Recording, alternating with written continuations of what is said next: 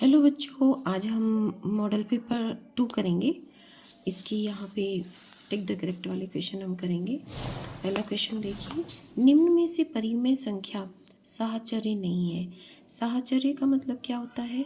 साहचर्य का मतलब है यदि दो नंबर्स को, जैसे 4 + 5 है, उसको हम जोड़ें तो 9 आएगा। इसको हम 5 + 4 भी लिख सकते हैं, आपस में जोड़ो तो 9 ही आएगा। इसी प्रकार से 4 × 5 करें तो 5 चौको 20। इसको हम 5 पहले लिख के 4 बाद में भी लिख सकते हैं तो भी 20 आएगा। लेकिन यदि हम 4 में भाग देते हैं 5 का तो आंसर पॉइंट में आएगा, ठीक है। और यदि 5 में भाग देते हैं 4 का तो 1 पॉइंट समथिंग आएगा, ठीक है। यानी कि दोनों तरफ आंसर अलग आ रहे हैं इनका क्रम बदलने से। तो इसका मतलब ये है साहचर्य। साहचर्य मतलब इनकी जगह को आपस में बदल दें हम तो इनका आंसर सेम आएगा। कब? प्लस में, यानी योग के अंदर और गुणज के अंदर गुणा करते वक्त। लेकिन भाग में इनका आंसर अलग आएगा। तो साहचर्य का गुण जो है किन में नहीं है? इनमें नहीं है। अब यहाँ पे मैंने सिंपल संख्या से आप लोगों को समझाया है। ये परिमेय संख्या, परिमेय संख्या कौन सी? जो p/q की फॉर्म में होती है, नहीं बटे में, जैसे 2/3 इस तरीके से होती हैं परिमेय संख्या होती है। तो परिमेय में भी सेम इसी तरीके की चीज़ लागू होती है। अगर ऐसे प्लस करें तो आगे पीछे प्लस करके करेंगे तो आंसर सेम आएगा, मल्टीप्लाई में सेम आएगा और भाग में अलग आएगा। मैंने इन संख्याओं से इसलिए समझाया क्योंकि इसमें आप कंफ्यूज हो जाओगे। तो दोनों में सेम ही होता है, तो इसका आंसर क्या आ जाएगा? भाग में। भाग में क्या होता है? साहचर्य नहीं होती है। यानी इसको अगर हम जगह बदल दें तो इनमें आंसर भाग के अंदर अलग आ जाएगा। क्वेश्चन नंबर 2, पक्षांतरण करते समय प्लस का चिन्ह बदलता है। पक्षांतरण क्या होता है? जैसे x + 3 = 0 है तो यहाँ पे हम x यहीं रखते हैं। 3 को जब इक्वल के इधर लिया जाता है तो इसका चिन्ह बदल जाता है ना, तो इसको पक्षांतरण करते हैं। यानी ये एक पक्ष, ये दूसरा पक्ष, इसको LHS बोलते हैं, लेफ्ट हैंड साइड, यानी बायां पक्ष। और ये क्या होता है? राइट हैंड साइड, दायां पक्ष। ये होता है बायां पक्ष और ये होता है दायां पक्ष। तो पक्षांतरण यानी एक बाएं पक्ष से दाएं पक्ष की तरफ या दाएं पक्ष से बाएं पक्ष की तरफ की संख्या को लिया जाता है तो उसका साइन क्या हो जाता है? बदल जाता है। तो अगर प्लस के चिन्ह वाली संख्या है तो उधर जाके क्या हो जाएगी? माइनस। तो इसका आंसर क्या हो जाएगा हमारा? इसका आंसर हो जाएगा हमारा प्लस बदल के माइनस हो जाएगा। तो इसका आंसर आ जाएगा स। चतुर्भुज के आमने सामने के बिंदुओं को मिलाने वाली रेखा को क्या कहते हैं? चतुर्भुज है, चतुर्भुज की आकृति आप लोग जानते हैं। चतुर्भुज कैसा होता है? मान लीजिए ये कोई चतुर्भुज है, ठीक है, जिसकी 4 भुजाएं होती है। इसके आमने सामने के बिंदु कौन से? ये इसके सामने है और ये वाला बिंदु इसके सामने है। तो इसके आमने सामने वाले बिंदुओं को जो रेखा मिला रही है, इस रेखा को क्या बोलते हैं? इस रेखा को विकर्ण बोलते हैं। तो इसका आंसर क्या आ जाएगा? थर्ड का आंसर आ जाएगा अ, ठीक है। निम्न में से किस संख्या की वर्ग संख्या के अंत में 1 आएगा? इनमें से देखना है कि इसका अगर हम वर्ग करें, स्क्वायर करें, तो उसके अंत में क्या आएगा? 1 आएगा। तो हम सब नंबर्स का फर्स्ट अक्षर देखेंगे सिर्फ। पहला हम अगर देखते हैं तो इसका फर्स्ट, ये मैं आपको इधर से करके दिखाती हूँ। क्वेश्चन नंबर 4, ठीक है। क्वेश्चन नंबर 4 में फर्स्ट क्या है? 109 का फर्स्ट वाला अक्षर लो, 9। इसको अगर हम 9 से गुणा करेंगे, वर्ग कैसे निकालते हैं? उस नंबर को उसी से गुणा करके निकालते हैं। तो इसमें पूरा निकालने की जरूरत नहीं, सिर्फ फर्स्ट अक्षर को देख लीजिए, क्योंकि क्या पूछ रहा है? वर्ग संख्या के अंत में इसलिए हम लास्ट अक्षर का निकाल के देंगे। 9 नाम 81, क्या आ रहा है? एक आ गया। 82 का और करके देख लो, तो इसका सिर्फ 2 देखेंगे, 2 दूना 4। 77 का लास्ट अक्षर 7 है, 7 7 49। 52 का लास्ट अक्षर 2 है, 2 दूना 4। तो इसमें क्या है? सब अलग है। 1 किस में आ रहा है? इसमें फर्स्ट वाले में, तो इसका आंसर हो जाएगा अ। 1 से 1000 तक की संख्या में पूर्ण घन संख्याएं कितनी हैं? कैसे पता लगाएंगे? 1 2 3 4। इसको क्या करना है? पूर्ण घन यानी 3 बार गुणा करना है। ठीक है, इसको भी अपने आप से 3 बार गुणा करना है। 1 को 1 से 3 बार गुणा तो 1 ही आया। 2 दूना 4, 4 दूना 8, 3 तिया 9, 9 तिया 27, 4 चौको 16, 16 चौको 64। इसी तरीके से हम 5 को, 6 को, 7 8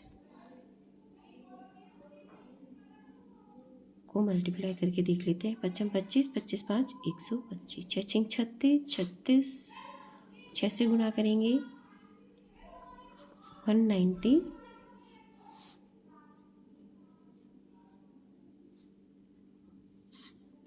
216, 7 7 49,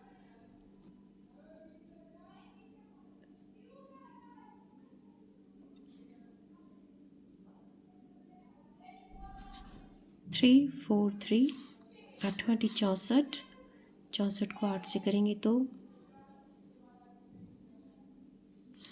512। फिर 9 को करके देख लेंगे। 9 नाम 81, 81 को 9 से करेंगे 729। अब 10 को गुणा करके देख लीजिए तो 1000 आ गया। अब अगर हम 11 को करते हैं तो 11 को 11 बार किया तो 121, तो 1331 आएगा। तो ये 1000 से ज़्यादा आ गया। तो कितने नंबर हैं जिनको अगर हम अपने आप से 3 बार गुणा करेंगे, घन निकालेंगे तो 1000 आएगा। इससे ज़्यादा आते ही वो नंबर इसमें नहीं लेंगे हम। तो 1 1 2 3 4 5 6 7 8 9 10, तो कितने नंबर है? 10 नंबर। 10 नंबर है जिनको अगर घन निकाला जाएगा तो कितना आएगा? 1000 आ जाएगा मैक्सिमम। एक टोकरी में 15 सेब है। क्वेश्चन नंबर 6, कितनी सेब है? 15 सेब और 5 संतरे। किसका अनुपात निकाला है? 15 सेब और 5 संतरे हैं। ठीक है, तो संतरों की संख्या का सेब की संख्या से अनुपात। अब इसमें कैसे दे रखा है? 15 सेब और 5 संतरे दे रखे हैं, लेकिन अनुपात किसका पूछा है? संतरों की संख्या का सेब की संख्या से अनुपात पूछा है।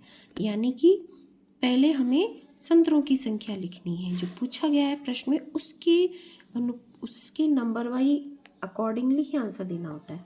यहाँ पे पहले सेब दे रखे हैं, लेकिन यहाँ पे पूछा किसका अनुपात है? संतरों का अनुपात सेब से पूछा है। तो 5 संतरे हमें लिखना पड़ेगा ऐसे, 5 संतरे अनुपात कितनी सेब? 15 सेब। इसका अनुपात बताना है। तो 5 अनुपात 15। अनुपात में भी क्या होता है? जो नंबर आपस में कर सकते हैं उन्हें काट देना चाहिए। 5 एकम 5, 5 3 15, तो क्या आ गया? 1:3। तो इसका आंसर आएगा 1:3। Okay. 7th question,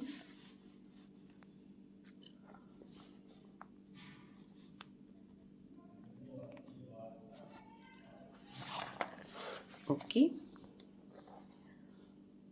8x² + 2xy + 3x² + 2y² + 2x²।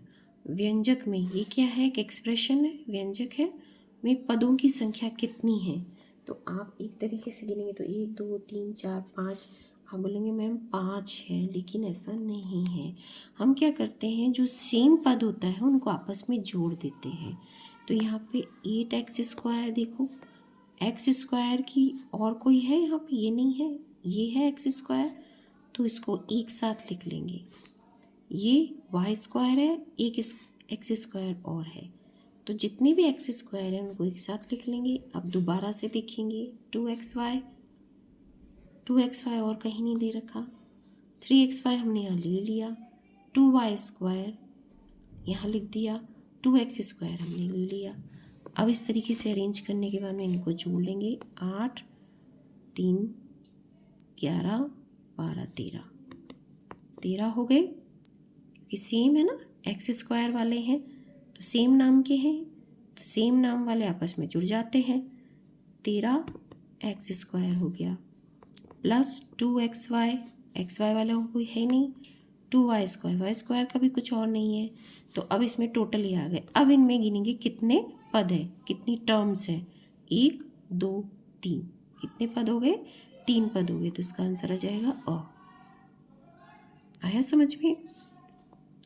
Question number 8, 2 की पावर 5, ये आई होप आप लोगों को सबको आता होगा, फिर मैं करके दिखा देती हूँ। यहाँ पे हमारा जो फॉर्मूला है e की पावर m भाग e की पावर n, यहाँ पे क्या लगता है e की पावर m माइनस n हो जाता है। अच्छा, अगर इसमें बीच में मल्टीप्लाई होता तो हम क्या करते, जोड़ देते इनकी पावर को, और भाग होता है तो माइनस कर देते हैं, भाग है बीच में, तो 2 की पावर 5 माइनस 2, कितने बच गए, 2 की पावर 3। तो यहाँ पे अच्छा, इन्होंने पूरा सॉल्यूशन नहीं किया, बस लिखना कैसे ये बताना है आपको, इस तरीके से बताना है। तो ये क्या आ गया, ब आ गया। ओके, तो आगे की जो 9 to 12 क्वेश्चन है इसके लिए मैं एक अलग सेपरेट वीडियो बना दूँगी। इस वीडियो में कुछ समझ नहीं आया हो तो नीचे कमेंट करके ज़रूर लिखिए, और समझ आ गया हो तो भी कमेंट करके लिखिए, मुझे बताइए कि आपको बताने का तरीका मेरा सही लगा या नहीं।